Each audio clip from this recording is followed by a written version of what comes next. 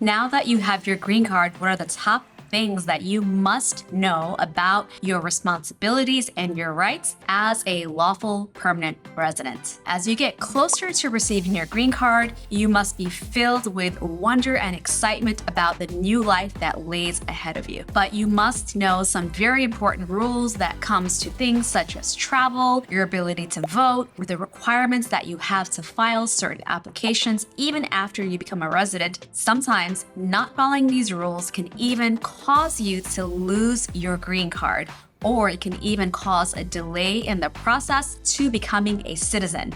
So watch closely while I go through the top things that you must know as a green card holder. I'm Moumita Rahman. I have been practicing immigration law for the past 13 years. If you would like my help on your case, call us at 212-248-7907 to schedule a case evaluation to see if we can help. Even though I am based in New York City, I work with immigration clients all over the United States. Let's first start with the things that you are now able to do as a green card holder. When you are a green card holder, it means that you are a permanent resident of the United States. And now, as a permanent resident, here are some of the top things that you are now able to do. Number one, you will become eligible to file for citizenship. Yes, that's right.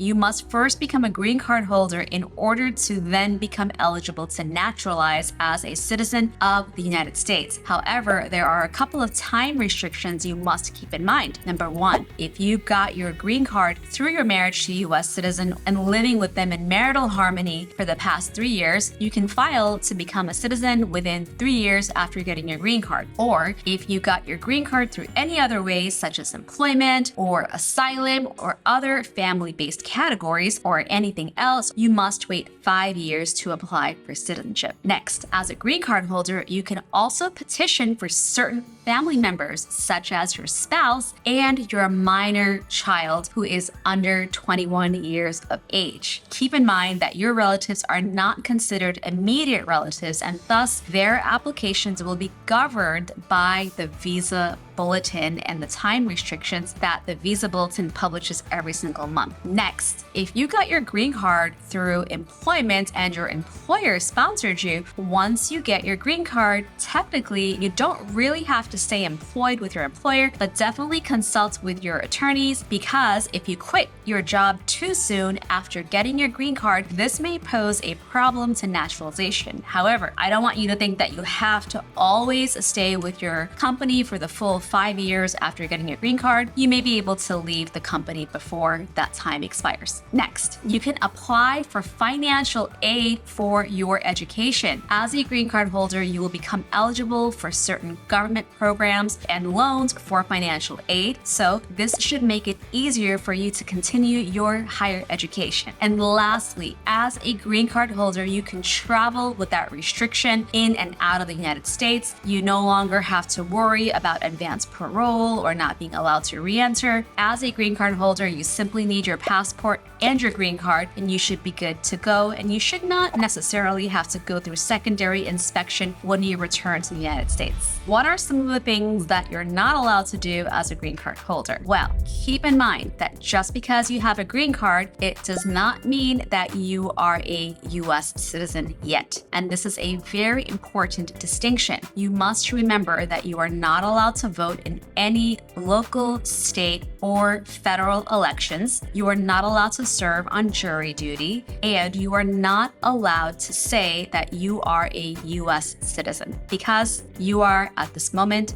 still a national of a different country and only have permanent residency inside the U.S. Also, you can't run for political office until you become a U.S. citizen. Now, let's talk about what you really need to know as a green card holder. What are the things that you are required to do so that your green card status is not put into any jeopardy and you don't have any challenges and lose your green card? Number one, you must file all of your taxes. Now that you're a resident of the United States, you must take care to file your taxes every single year where you have earned the required amount of money. And moreover, you must make sure that you file your taxes as a resident of the United States, not as a non-resident. Next, you must keep your address updated with USCIS. I know that this is very surprising because once you get your green card, that should be it, right?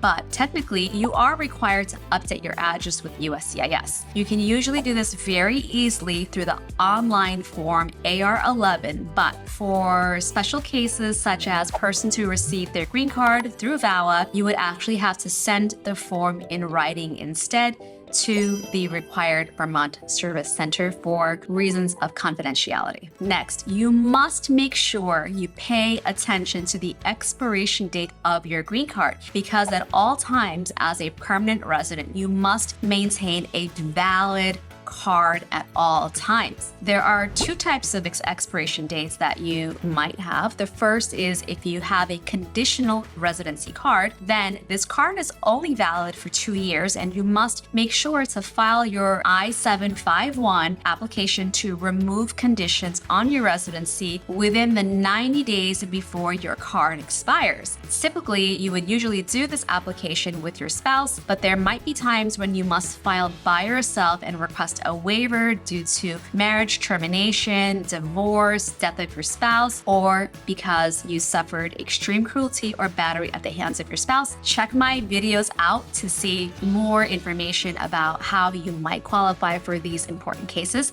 because you don't want your card to expire without having filed these applications. Now, the majority of you will actually have 10-year green cards, and when you have a 10-year green card, you must file the Form I-90 to renew your card before it expires. Again, keep in mind that you are legally required to always make sure that your card is active. Next, if you received your green card between the ages of 18 to 26 and you are a male, you are required to register for selective service. So pay attention. Normally, most people are automatically enrolled into selective service registration. However, you want to double check this, especially if you are a young male between these ages. If you fail to apply, then this can definitely pose a hindrance to your ability to naturalize. Next, you must make sure that you meet physical presence requirements, and violating this one can actually cause you to potentially lose your green card. As a green card holder, you are considered a resident of the United States. So you must make sure that when you travel out of the United States, you don't leave for more than 6 months at a time. Any trips under 180 days is generally fine. But when you start having a trip out of the United States for 181 days or more, it creates a rebuttable presumption that you have abandoned your residency. And when you return from overseas, Customs and Border Patrol may even start questioning you aggressively about why you left and why you didn't come back and whether you are still, in fact, a resident of the United States. Now, if you leave the United States for more than 1 year, then that will definitely be a problem, and you may need a re-entry permit to return, or you may even need to apply for a returning resident visa. Next, you are actually required to carry a valid green card with you at all times. This is considered your identification, and failure to carry this might pose other penalties for you. Lastly, I cannot emphasize this anymore. Please don't commit certain crimes. Please don't commit any crimes if you can, of course. But as a resident of the United States, there are certain criminal convictions if you have, even if you are a green card holder, these criminal convictions can make you deportable. And